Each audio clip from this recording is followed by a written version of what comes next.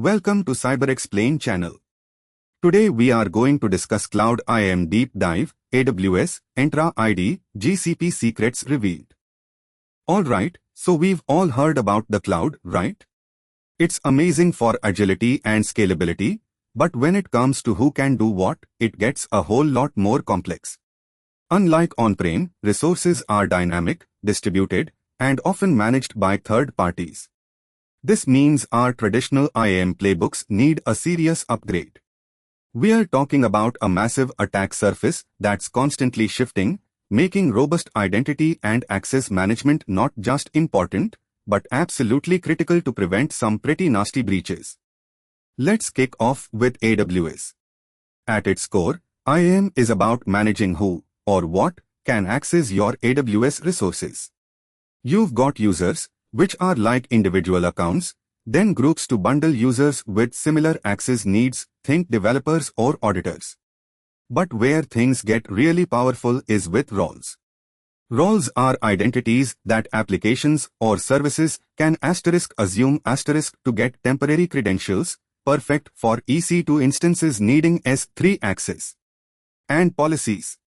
They are the actual JSON documents defining permissions, the what and how of access. It's all about attaching these policies to users, groups, or roles. When we talk about policies in AWS IAM, there are two main flavors, managed and inline. Managed policies are standalone entities you can attach to multiple principals, users, groups, roles. This is great for reusability and consistency. Think of them as pre-built security blueprints. Inline policies, on the other hand, are embedded directly within a single user, group, or role. They are good for unique, one-off permissions, but can quickly become a management nightmare if not used sparingly. For most enterprise scenarios, managed policies are the way to go to maintain order. Now, if you are managing multiple AWS accounts, and who isn't these days? AWS Organizations is your best friend for centralized IAM. It lets you group accounts, apply service control policies, SCPs, at the organization level and manage IAM policies across all of them. SCPs act as guardrails, limiting what IAM policies can allow even for root users. Think of it as setting the absolute maximum boundaries for access across your entire AWS estate, ensuring even accidental overpermissions in one account are contained. Ever tried to get account A to access something in account B? That's cross-account access, and it's a common source of headaches. It involves setting up IAM roles in the resource account, account B, and then having a principal in the calling account, account A, assume that role. The trick is getting the trust policy on the role in account B to allow the specific principal from account A to assume it, and then ensuring the calling principal in account A has permissions to STS, assume role. Forget one step, and it's a dead end. It's like a secure handshake between two different security checkpoints. Moving over to Microsoft's world, we have Entra ID, formerly Azure AD. This is the heart of identity management for Microsoft 365, Azure resources, and even many third-party SaaS apps. It's all about managing users, groups, and applications. Think of it as the central directory service where user identities are born, managed, and then used to grant access. We've got basic users, service principals for applications, and managed identities for Azure resources, each with its own nuances for authentication and authorization. The goal is a single source of truth for who is who. Now, conditional access in Entra ID is where things get really smart. Instead of just a username and password, it lets you define policies that dictate when and how users can access resources. Think if a user is logging in from an unknown device or from a risky location, require multi-factor authentication, MFA. Or, if they're accessing sensitive data, only allow it from a compliant device. It's about applying real-time, context-aware access controls, dramatically reducing the risk of compromised credentials leading to a breach. This is a cornerstone of modern security. Entra ID isn't just for your internal employees. B2B, business to business, collaboration allows you to invite external users like partners or vendors into your Entra ID tenant with limited access. Think of it as giving your trusted guests a temporary visitor's badge. Then there's B2C, business to consumer, which is all about managing identities for your customer-facing applications. It allows customers to sign up, sign in, and manage their own profiles securely, often using social identities. These capabilities are crucial for modern, connected businesses. What are the weak spots in Entra ID? Phishing is a big one, aiming to steal credentials. Credential stuffing attacks, where attackers try leaked passwords, are also common. Then there are insider threats and misconfigurations. Mitigation involves strong MFA enforcement. Seriously, turn it on everywhere. Regular security awareness training, monitoring sign-in logs for suspicious activity, example, impossible travel, multiple failed logins, and using Entra ID's identity protection features to detect and respond to risks. Regularly reviewing service principal permissions is also key. Now, let's hop over to Google Cloud Platform, GCP. Their IAM model is structured around members, roles, and resources. Members are typically users, service accounts, GCP's equivalent of AWS roles as your service principals, or Google groups. Roles are collections of permissions, much like AWS policies or Entra ID roles.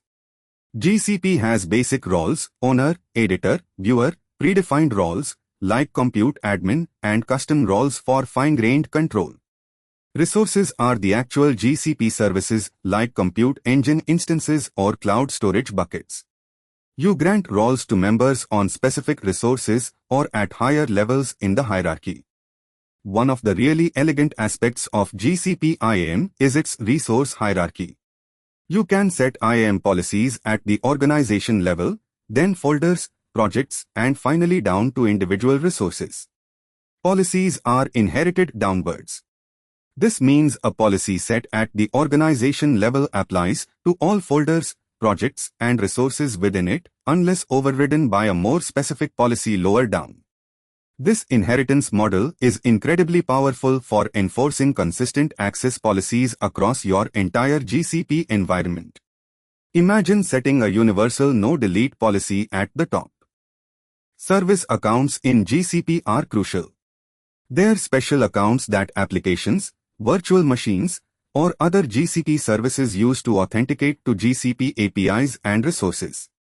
Instead of a user's credentials, a service account provides an identity for these non-human actors. You can grant them specific roles on resources, just like a user. A common pitfall is granting overly broad permissions to service accounts or not properly managing their keys. Think of a service account needing read-only access to a specific bucket, grant only that. Never grant editor or owner unless absolutely necessary. GCP IAM misconfigurations can be as dangerous as any other cloud. Think about granting broad IAM roles like editor or owner to a service account that only needs to read data from a cloud storage bucket. This is a classic example of violating least privilege. We need tools to discover these overly permissive roles. GCP's Security Command Center can help, as can custom scripts or third-party cloud security posture management (CSPM) tools.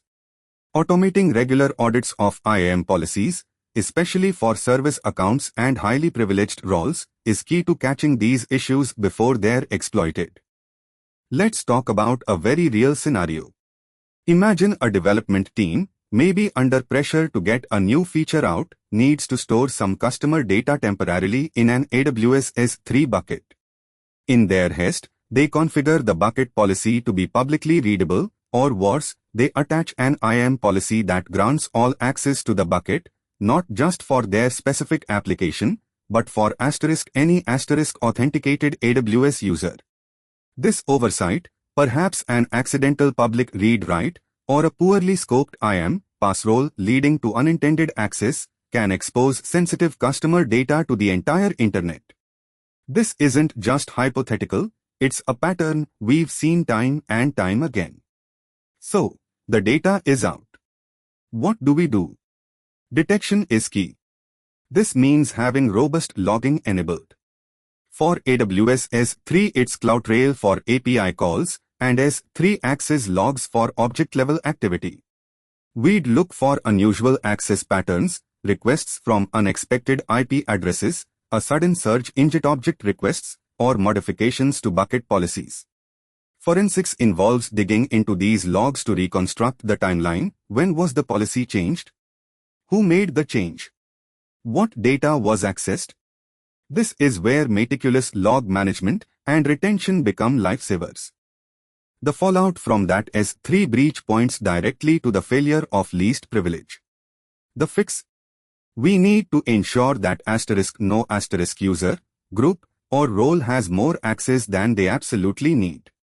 For that development team's use case, instead of all access to the bucket, they should have a specific IAM policy allowing only S3 put object and S3 get object on the specific S3 bucket, and perhaps only from the specific EC2 instance role they're using. This granular control prevents the blast radius of any compromise from being so catastrophic. It's about zero trust for every access request. Applying least privilege consistently across AWS, Entra ID, and GCP isn't trivial. Each has its own syntax and constructs. You need a strategy that translates your business roles into IAM constructs for each cloud provider. This often involves a centralized identity governance tool or robust automation to enforce policies. Think about mapping a customer support agent role. In AWS, it might be an IAM role with access to specific customer data buckets. In Entra ID, it might grant access to a CRM application and specific M365 services. In GCP, it could be a service account for a support app. The asterisk principle asterisk stays the same, but the implementation details vary. Identity governance and administration, IGA, goes beyond just granting permissions. It's about ensuring the asterisk right asterisk people have the asterisk right asterisk access for the asterisk right asterisk reasons, and that this access is regularly reviewed and revoked when no longer needed.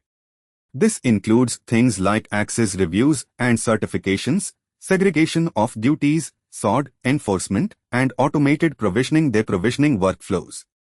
Think of it as the administrative overhead and process management that keeps your IAM from becoming a free-for-all. It's the policy and procedure layer on top of the technical controls.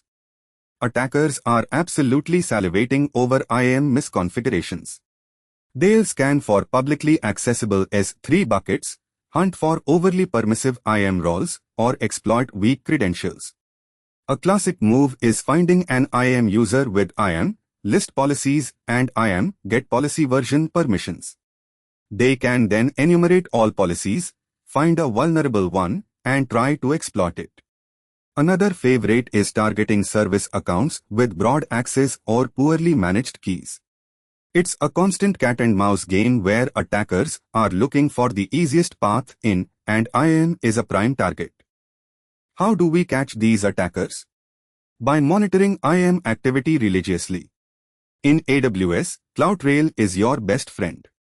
We'd look for create policy, attach user policy, assume role events, especially from unusual principals or IP addresses. In Entra ID, it's the sign-in logs and audit logs. We're hunting for anomalous sign-ins, risky user behavior, or unauthorized role assignments. For GCP, it's cloud audit logs. Setting up alerts for critical IAM events, like a policy being modified or a highly privileged role being assigned, is non-negotiable. One of the quiet killers in IAM is the orphaned account. This happens when an employee leaves the company, but their cloud access isn't promptly revoked. Their credentials might still be active, their service account still exists with its permissions, or their identity in Entra ID isn't disabled. These accounts become prime targets for attackers looking for an easy way in. A well-defined offboarding process integrated with your IAM systems is absolutely crucial. Think about what happens when someone leaves. Their digital keys need to be collected immediately. Another common pitfall is sticking with default configurations. Cloud providers offer sensible defaults for many things, but these are often too permissive for production environments. Think about default S3 bucket permissions or the default roles granted to new Entra ID users. Attackers know these defaults. They'll scan for them. You must customize these settings based on your organization's specific security requirements and the principle of least privilege.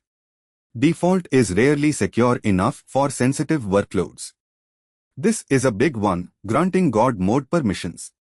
When a user or service account has administrative access to everything, the ability to create, modify, or delete any resource, that's a massive risk.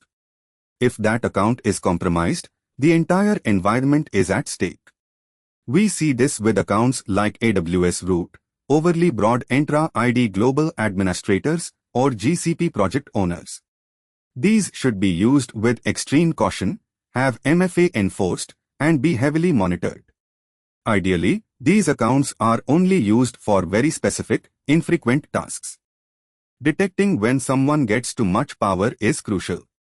We need to monitor for unusual role assignments and modifications. Think about alerts for when a user is added to the global administrators group in Entra ID, or when a service account in GCP is granted the owner role on a project, or when a new administrator role is attached to an IAM user in AWS. These events should trigger immediate investigation. Let's talk protocols. SAML, Security Assertion Markup Language, is fundamental for cloud SSO. When you log into a SaaS app using your Entra ID credentials, SAML is likely involved.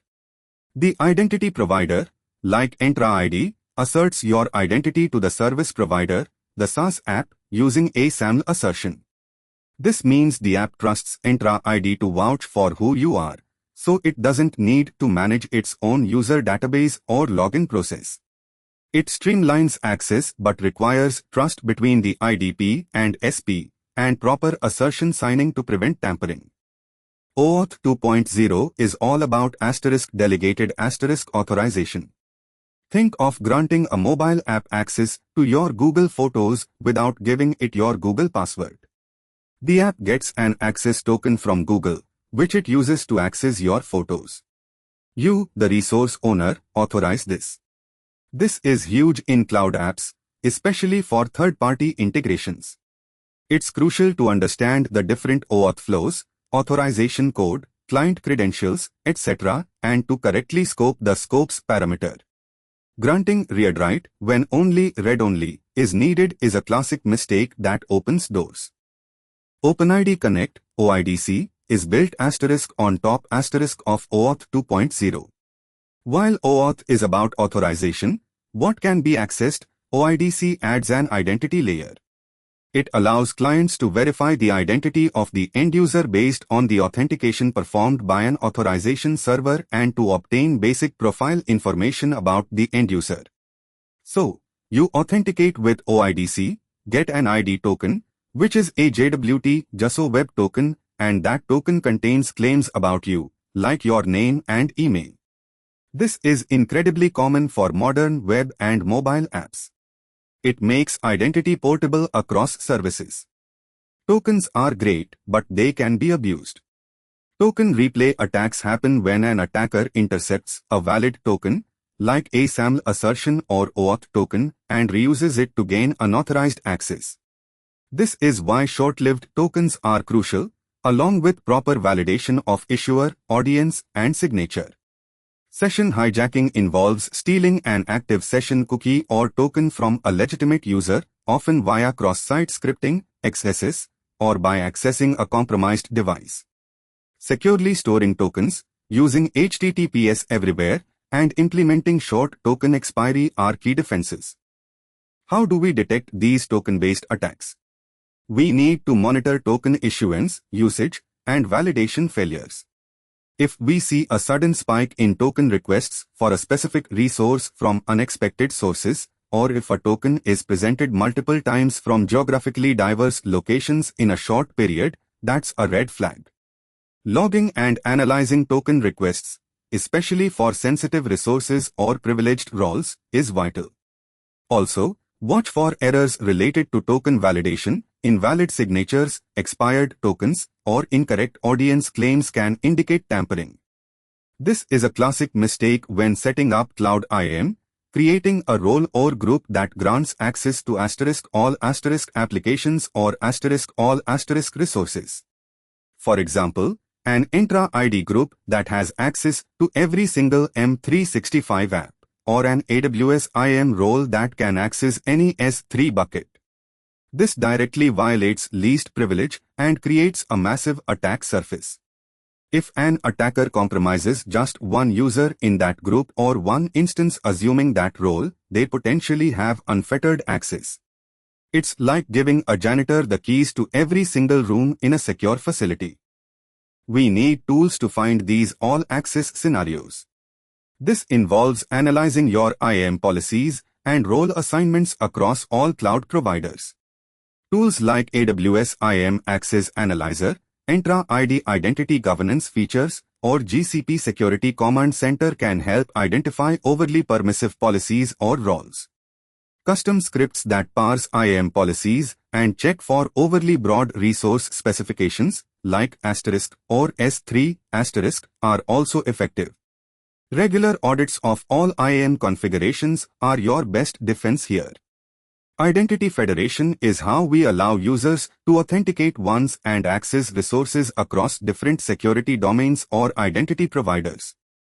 Think about logging into a website using your Google or Microsoft account. This typically uses protocols like SAML or OIDC.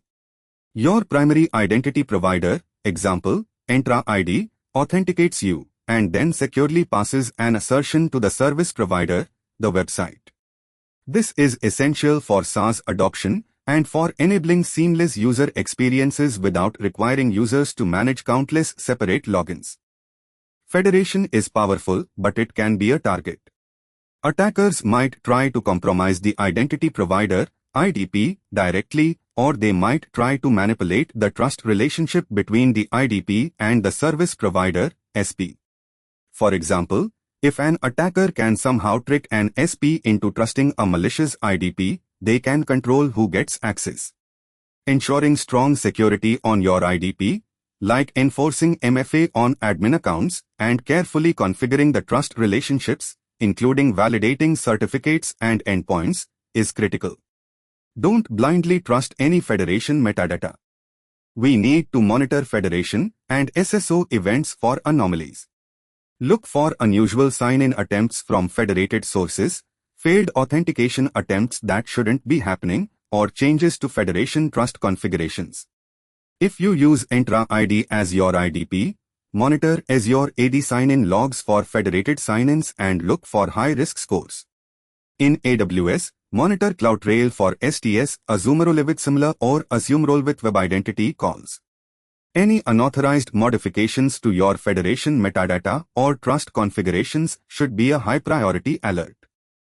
This is a huge one in Cloud IAM, relying on manual processes for creating, modifying, or deleting user access.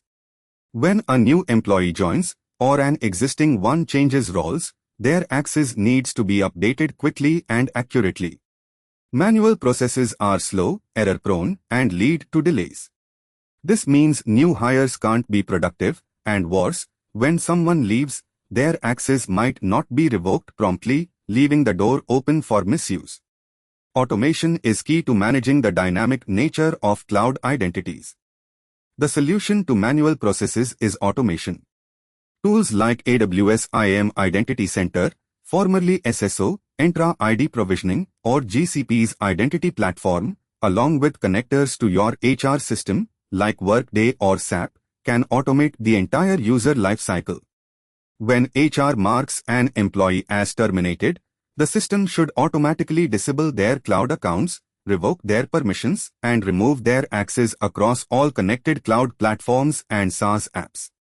Similarly, new hires get their accounts and necessary access automatically configured.